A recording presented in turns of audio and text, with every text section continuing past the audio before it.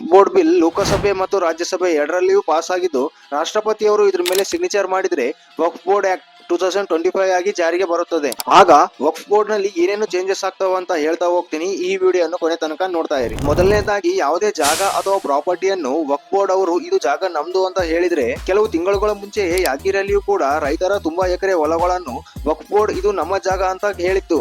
ಆಗ ಆ ಸಮಸ್ಯೆಯನ್ನು ಸಾಲ್ವ್ ಮಾಡಲು ವಕ್ಫ್ ಟ್ರಿಬ್ಯುನಲ್ ಗೆ ಹೋಗ್ಬೇಕಾಗ್ತಿತ್ತು. ಅಲ್ಲಿಯ ಡಿಸಿಷನ್ ಫೈನಲ್. ಆಗ ಯಾವ ಕೋರ್ಟ್ಗೂ ಹೋಗಲು ಬರ್ತಿರ್ಲಿಲ್ಲ. ಆದ್ರೆ ಈ ಕಾಯ್ದೆ ಪಾಸ್ ಆದ್ಮೇಲೆ ಹೈಕೋರ್ಟ್ಗೆ ಹೋಗ್ಬೋದು. ಎರಡನೇದಾಗಿ, ಈ ಮೊದಲು ಯಾವುದೇ ಧರ್ಮದ ವ್ಯಕ್ತಿ ತನ್ನ ಪ್ರಾಪರ್ಟಿಯನ್ನು ವಕ್ಫ್ ಬೋರ್ಡ್ ಗೆ ಕೊಡಬಹುದಿತ್ತು. ಆದ್ರೆ ಈ ಕಾಯ್ದೆ ಪಾಸ್ ಆದ ನಂತರ ಮುಸ್ಲಿಂ ಧರ್ಮದವರು ಆಗಿದ್ರೆ ಮಾತ್ರ ಕೊಡಲು ಸಾಧ್ಯ. ಹಾಗೆ ಕನ್ವರ್ಟ್ ಇದ್ರೆ 5 ವರ್ಷಗಳ ನಂತರವೇ. ಇನ್ನು ಮೂರನೇದು, ಈ ಮೊದಲು ವಕ್ಫ್ ಬೋರ್ಡ್ ನ ಮೆಂಬರ್ಸ್ ಮುಸ್ಲಿಂ ಧರ್ಮೀಯದವರೇ ಆಗಿರ್ತಿದ್ರು. ಆದ್ರೆ ಈ ಕಾಯ್ದೆ ಪಾಸ್ ಆದ ನಂತರ ಇಬ್ಬರು ನಾನ್ ಮುಸ್ಲಿಂ ಅವರು ವಕ್ಫ್ ಬೋರ್ಡ್ ನಲ್ಲಿ ಇರಬೇಕು. ಇನ್ನು ನಾಲ್ಕನೇದು, ವಕ್ಫ್ ಬೋರ್ಡ್ ನ ಹೆಸರಲ್ಲಿ 8 ಲಕ್ಷ ಪ್ರಾಪರ್ಟಿ ಇದೆ. ಅದರಲ್ಲಿ 3 ಲಕ್ಷ ಪ್ರಾಪರ್ಟಿ ಡಿಜಿಟಲೈಸ್ ಆಗಿದೆ. ಈ ಕಾಯ್ದೆ ಪಾಸ್ ಆಗಿ 6 ತಿಂಗಳ ಒಳಗೆಯೇ ಉಳಿದ ಎಲ್ಲಾ ಪ್ರಾಪರ್ಟಿಯು ಡಿಜಿಟಲೈಸ್ ಆಗಬೇಕು. ಆಗ್ಲಿಲ್ಲ ಅಂದ್ರೆ ಎಷ್ಟಾಗಿರಲ್ಲವೋ ಅಷ್ಟು ಗೌರ್ಮೆಂಟ್ ನ ಹ್ಯಾಂಡ್ ಓವರ್ ಆಗುತ್ತದೆ. ಇನ್ನು ಇದರ ಬಗ್ಗೆ ತುಂಬಾ ಇದೆ. ನಾನು ಶಾರ್ಟ್ ಆಗಿಯೇ ಎಷ್ಟು ಇಂಪಾರ್ಟೆಂಟ್ ಇದೆ ಅಷ್ಟು ಮಾತ್ರ ಹೇಳಿದ್ದು.